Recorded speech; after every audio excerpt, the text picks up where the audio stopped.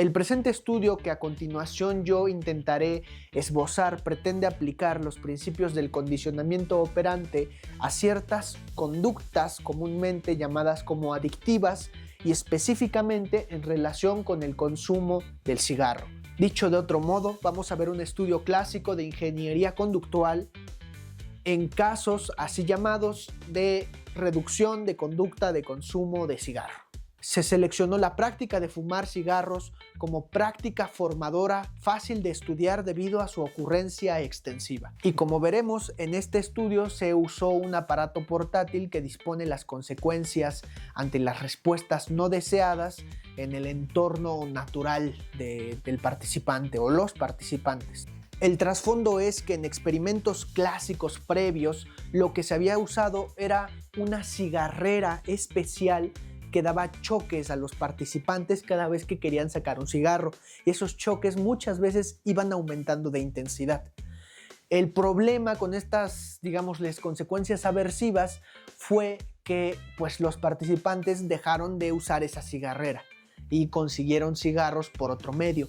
Y se dice y se remarca mucho que las dejaron de usar antes de que llegaran al nivel de intensidad de choque que ayudaría a que ellos disminuyeran fumar. La necesidad aquí entonces era buscar otro acontecimiento de control tal que no fuera lo suficientemente aversivo y que fuera efectivo en su intervención, porque la extinción reduce las respuestas del organismo. Sin embargo, también parece tener propiedades aversivas, como lo demuestran un montón de artículos. Aquí les pongo algunos de ellos. Además de las propiedades aversivas de la extinción, esta también se ha llegado a considerar por algunos autores como un estado frustrante o de frustración y emocional. Aquí les dejo algunas citas. En el 66 se empleó el oscurecimiento de un panel de respuestas que significaba estímulo de extinción. Y este estímulo de extinción se presentaba solamente cuando el sujeto, que era un pichón, estaba en una posición que evitaba la posibilidad de que emitiera una respuesta. De esta manera, se asoció selectivamente al estímulo con periodos sin respuestas. Luego, se alargó gradualmente el estímulo. Este aumento global de la duración del estímulo tuvo como resultado menos respuestas condicionadas y menos reacciones emocionales generales durante la vigencia del estímulo que las que tuvo un estímulo que no se presentó gradualmente. O sea, se estaba buscando un método factible para plantear una extinción no aversiva. Hake y Arrin, en el 69, también encontraron que cuando se arreglaba que un estímulo breve se produjera después de cada respuesta, las respuestas no se emitían durante la vigencia de este estímulo y seguían sin emitirse cuando se aumentaba gradualmente la duración de este estímulo. Si hacemos una analogía de lo que quiero decir, es como cuando estamos haciendo un trabajo en un programa pesado en la computadora, ¿no? Y estamos ahí respondiendo, dando clic, tecleando, etc.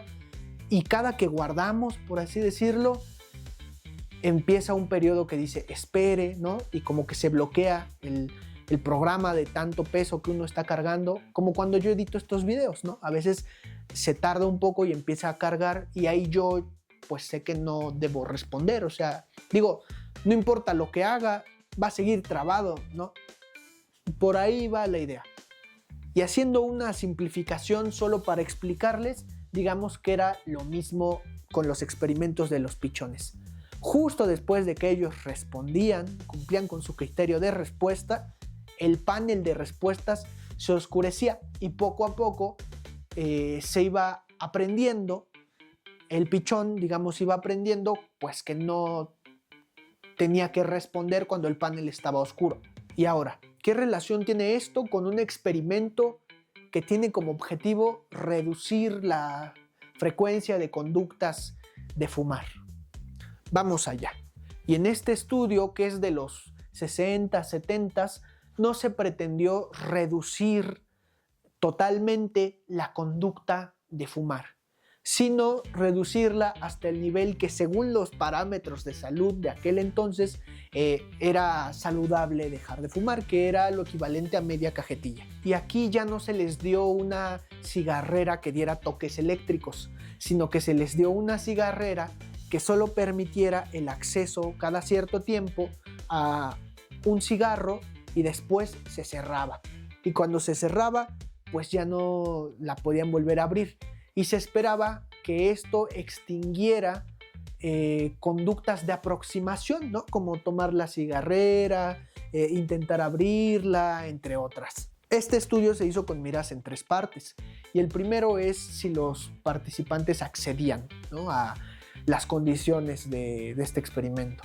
El segundo era observar si los participantes no hacían lo que con los experimentos previos de los choques, es decir, si este método no era lo suficientemente aversivo como para que ellos dejaran de usar la cigarrera. Eso les interesaba ver. Querían que ellos siguieran usándola y siguieran dentro del periodo de experimentación. Y el tercer punto, pues era desde luego que los participantes redujeran su consumo de cigarros. Vamos a ver qué pasó. Vamos con el método. El primer paso, obviamente, fue que el investigador se tenía que dar a la tarea para considerar los criterios de inclusión de los participantes posibles al experimento. Entre ellos era que fueran conocidos, que fueran cercanos, que no vivieran solos, ¿no?, que tuvieran gente alrededor con la cual pudieran contar. Esto es importante por lo que sigue, que el experimentador lo hubiera visto, ¿no?, fumar muchas veces como cerca de él, entre otros. Y en principio, el experimentador anotó a 17 personas. Algún dato que pueda llamar su atención es que en estos artículos viejos que he estado revisando de los 60, 50, 70, pues todavía se les decía sujetos experimentales, pues a las personas y a los animales por igual. En la actualidad es una noción o una adscripción que no queda muy bien, ya no se les dice así, es como inmoral también, es poco profesional. Lo normal actualmente es que se les diga participantes, ¿no?, a las personas que precisamente participan en tu experimento. Bueno, sigamos. A los participantes se les dio a leer la siguiente nota. Estamos solicitando voluntarios para un estudio diseñado con el fin de reducir la conducta de fumar. La característica esencial de este estudio es una cigarrera especialmente diseñada que permanece cerrada durante un tiempo especificado siempre que se saca un cigarro. Se necesita un mínimo de 3 semanas para completar el estudio. Si se le selecciona para el experimento, se esperará que usted fume solamente los cigarros de la cigarrera. Se les pedirá a los individuos que están en contacto con usted diariamente que observen si usted está usando la cigarrera y que informen de los resultados de estas observaciones al experimentador. Entre otras cosas, se les comentó también que el tiempo que la cigarrera iba a estar cerrada iban a ser normalmente 3 periodos, que iban a ir de menos a más, que eran 7 minutos cerrada, después de lapsos de días, ahora iba a estar cada 30 minutos cerrada y nuevamente después de cierto tiempo iba a estar 55 minutos cerrada. O sea, cada 55 minutos iban a tener acceso a su cigarrito. Y en esta carta, al final, se les preguntaba si ellos estaban dispuestos a iniciar con algún rango de tiempo. Es decir, si alguien quería iniciar de entrada con 55 minutos con la cigarrera cerrada, si alguien quería iniciar con 30 o si alguien de plano decía yo no puedo, déjenme iniciar con 7 y luego le vamos variando el tiempo. Oigan, ¿y si alguien los llegara a invitar a un experimento como estos, ustedes aceptarían? Suena interesante a primera vista, ¿no? Porque también implica compromiso, es decir, tienes que dejar de comprar cigarros en otro lado, que eso es lo más fácil. Y yo creo que ahí es donde el control experimental se sale un poco de las manos, ¿no? Y supongo que por eso los experimentadores intentaron que no se le saliera de las manos, justamente hablando con la gente muy cercana a los participantes, ¿no? Diciéndoles, oye, si tú ves irregularidades, si ves que está consumiendo por otro lado, si ves que está no respetando los horarios de la cigarrera, etcétera, diariamente avísanos y mándanos un informe.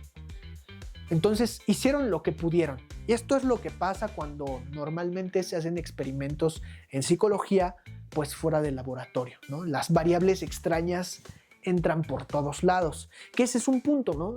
Estos eran los datos que se obtenían, pero tal vez se me ocurre de verdad, así a primera vista, otra manera de haber cerrado mucho más y tener más control de las variables habría sido algo así como tener un reporte de lo que se hizo en el día a día, o de las cosas significativas, o de con quién estaba, o de si sus amigos estaban fumando también, o de... Sé que ya es muchísimo compromiso más, pero tal vez eso ayudaría a redondear más sobre las variables extrañas que pudieran aparecer. Entonces, los 17 aceptaron participar si el valor inicial era de 7 minutos. 8 aceptaron 30 minutos y solamente 5 aceptaron 55 minutos. De estos, se seleccionaron a 7 personas para usar el aparato. Todos habían afirmado por escrito que no usarían el aparato si al principio estuviera cerrado más de 30 minutos. Se eliminó a 2 de los 7 sujetos en los primeros 10 días del experimento, que eso se conoce como muerte experimental, aunque en este caso no se murió todo el experimento, pero pues desaparecieron 2 sujetos, ¿no? Se dice que porque tenían disposición para viajar muy lejos y tardarían en volver. De hecho, uno de estos 2 participantes que desertó dio la razón de que la cigarrera no le cabía en las bolsas y que por lo tanto dejó de llevarla y de prestarle atención. Sin embargo, los otros 5 participantes la llevaban en su bolsa sin problemas, ¿no? Se aseguraron de eso, de que la podían llevar con ellos todos los días. 3 eran mujeres. De los 5 participantes, 2 eran obviamente hombres, todos mayores de 21 años, porque se hizo en Estados Unidos el experimento, y llevaban entre 7 años, 10 años fumando, 15 años, había uno ahí que llevaba 20 años fumando, y la media se dice que consumían entre 30 y 50 cigarros al día. Yo no fumo, para mí eso es muchísimo, pero bueno, qué sé yo. Respecto a los instrumentos, pues era la cigarrera, y como dato, pues se dice que era como así, ¿no? Chiquita, cabía bien en el bolsillo, como mencioné, permitía sacar un cigarro, tenía como un elevadorcito que cuando la abrías, lo elevaba el cigarro, lo sacaba e inmediatamente se cerraba con la presión suficiente para que uno no lo pudiera abrir, ¿no? Digamos, tenías que destruirla para abrirlo. En cuanto se cerraba, empezaba a contar el tiempo, y ahí iba a depender de cómo estaba configurando para cada participante, ¿no? Podía contar de 0 a 7 minutos, bueno, de 1 a 7, podía contar hasta el 65 minutos, que era lo máximo. Tenía un relojito en la parte de atrás para que los participantes pudieran ver cuánto tiempo les faltaba. Cuando se cumplía la cuota de tiempo, la cigarrera hacía un ruido como de 5 segundos, como un gatillo ponen ahí, para que pues, el participante supiera que ya había pasado su cuota de tiempo. Y había 2 modelos de cigarreras. Uno, que es el que tuvieron 3 participantes, que era aquel que solo el experimentador podía configurar el tiempo. Y el otro modelo en el que el participante podía configurar también el tiempo, pero no menos, sino siempre más, ¿no? Si se lo dieron de 7 minutos, él podía en determinado punto subirlo a 30 minutos, pero ya no lo podía regresar a 7, ¿no? Y si ya llevaba 30, él también podía subirlo a 55, y así sucesivamente. Ahora, pienso yo que habría estado interesante que la cigarrera, si se puede, también registrara cuando se le sacaba un cigarro, o sea, el tiempo, porque estoy seguro de que no cuando sonaba el trinchete o el sonido de que ya había pasado el tiempo, no inmediatamente todos iban y sacaban el cigarro. Quiero pensar que algunos al menos esperaban. Las variables han de haber sido muchas, ¿no? A lo mejor unos estaban en clase porque los participantes eran estudiantes, a lo mejor y no. Pero tengo la sensación de que saber ese lapso y las razones por las cuales uno se esperó o no sería interesante. ¿Por qué? No sé, muchas veces en ciencia básica pasa eso, ¿no? Uno se esmera en obtener datos y hasta el final puede tener una idea de para qué podrían servir o cómo los podría uno leer, pero vamos, siempre es bueno, ¿no? Mientras más datos, mejor muchas veces. Pensamientos que estaba ahí teniendo al respecto. Vamos con el procedimiento. Durante una semana aproximadamente, de 4 a 10 días en participantes diferentes, la cigarrera especial estuvo cerrada solamente 6 minutos después de cada vez que se abría la tapa. Con este tiempo era más o menos igual al que se necesitaba para fumar un cigarrito. Este periodo permitía que el participante se acostumbrara a la cigarrera y a sus estímulos asociados sin que esto interfiriera con su conducta de fumar. Posteriormente se iba aumentando el tiempo. El experimentador se ponía en contacto con el participante por teléfono o en persona, se quedaban de ver, le preguntaba si quería que subieran el tiempo y en ese mismo momento se hacía el ajuste y ya cambiaba el tiempo en el que la cigarrera iba a estar cerrada. Del grupo control dicen muy poco y básicamente, y para no dejar lagunas explicativas aquí, un grupo control en psicología puede ser entendido como un grupo de participantes que se exponen a la misma situación, o en este caso a la misma o mismas variables dependientes, pero que no interactúan con la variable independiente o que no interactúan con lo que el experimentador agrega en el ambiente. Dicho de una manera así mal y simple, pero más o menos se tiene la idea. Por ejemplo, en medicina, ¿no? El grupo control es aquel que no recibe el medicamento, ¿no? Y el grupo experimental, pues sí. Entonces sirve para comparar los resultados de uno y de otro, para tener mayor precisión en las variables, etc.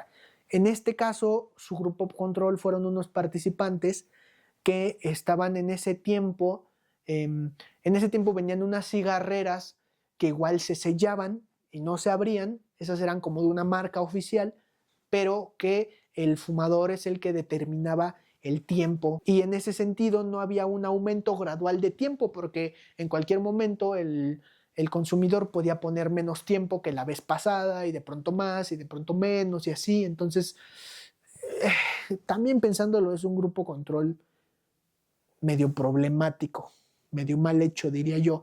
Pero no olvidemos que estamos viendo artículos clásicos, ¿no? Donde se estaba construyendo bloque a bloque. No he revisado los más recientes. Quiero pensar que toman muchas ideas de estos, pero seguramente la tecnología en todos los sentidos ha de ser muy diferente. Luego le echo un vistazo por ahí. ¿Y cómo registraban los experimentadores estos datos?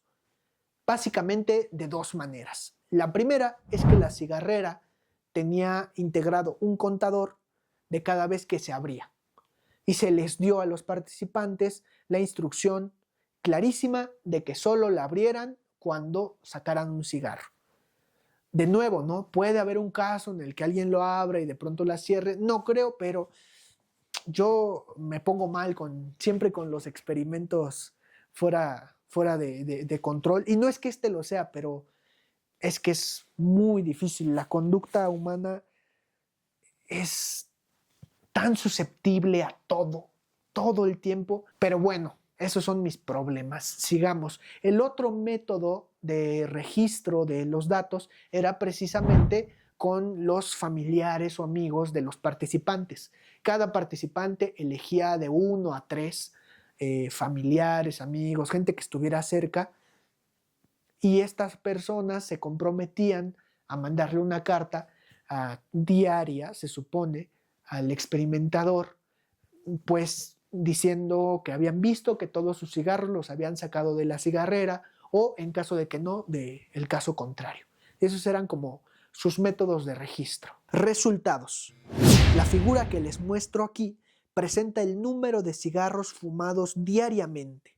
Cada punto de los datos es el promedio de 7 días. La variabilidad, o sea, el promedio de desviación, fue menor del 20% del valor promedio en 44 de los 53 puntos de los datos. Entonces, en esta figura se muestra que el número de cigarros fumados diariamente disminuyó de manera progresiva en cada participante y en cada una de las semanas posteriores al uso de la cigarrera especial. Entonces, aquí del lado izquierdo vemos los cigarros fumados diariamente, ¿no?, que van de 10, 20, 30, 40 y de ahí para arriba, ¿no?